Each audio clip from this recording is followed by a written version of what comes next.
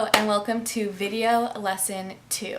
Today is going to be all about what you need to know about these online personal styling services and how to know which is right for you, working with a personal stylist in person like me or working with something that's automated and online. So I'm super excited to make this video because I get asked this question a lot, or just asked about this topic in general, and that is like, what is different between what you do as a stylist and what you can get from an online styling, personal styling. I say that in quotes because how personal is it if it's online? I don't know. But what the difference is between working with me as a stylist one-on-one or in a group setting and working with an online automated styling service. So I want to talk about what the difference between those two things are, and then that way help you determine which one might be best for you.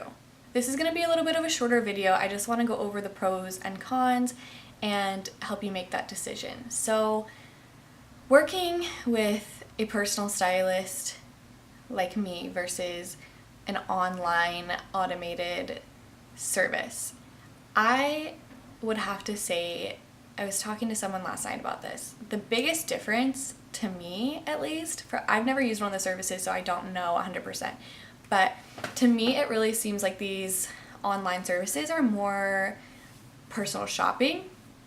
So when I am working with a client and we're doing an initial consultation, one thing I need to know about them is if they are one of two types of clients.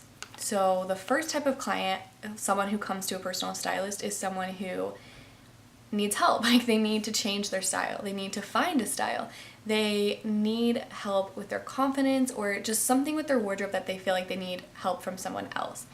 And then there's another type of person who needs a stylist because they love their style, they get their style, they're happy with it, but they need someone to physically go and like get the clothes for them. And that's really more of what a personal shopper does. It's a little bit different. I'm not going to go into the difference between a personal stylist and a personal shopper in this video. Maybe I'll make that later, but it's really more like a personal shopper because you already know your style.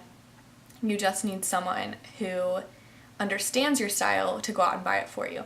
And to me, that's what these online services do, because as far as I'm aware, you fill out a survey, you give a few answers to some questions, and then they give you the clothes. I mean, it's like, you can't find out, especially for me, like, you can't figure out my style from a few questions. Like, I would be very hesitant to use an online service like that, but for someone who is confident with their style, they know what they want, they can fill out a few questions, and then how easy is that? Like, you get clothes delivered to your door. Like, I support that 100% if that's the kind of client that you are. The problem with that, though, is people think that these online services are just a cheaper option than working with a personal stylist like myself. Because working with a stylist, it's not something that's super cheap, but these online kind of services are way more affordable. And it's not. It's not a cheaper alternative. I wouldn't even say it's an alternative.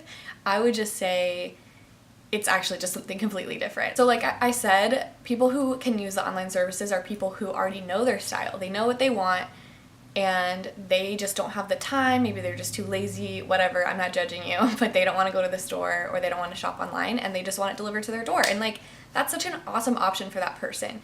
But for the person who doesn't know their style, who doesn't have intention with what they wear, who doesn't have that kind of confidence, wants to change their style, maybe they went through a life change, now they're a stay-at-home mom, or now they're working and they need to figure out their wardrobe with that, and then an online service is not the best way to go.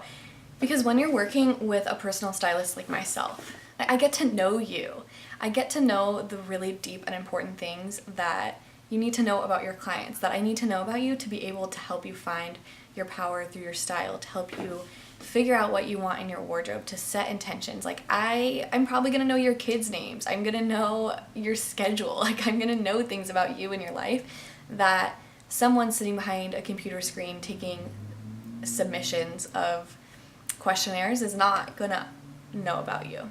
So if you're thinking about working with a personal stylist and you have considered doing an online service, then you should really think about those things. Like, do I need one-on-one personal attention? Do I need someone to really understand me? Or do I feel confident enough in my style that I just need a little bit of help? I just need some help with actually getting the clothes. And if you can answer that question, then you are ready to make this type of decision.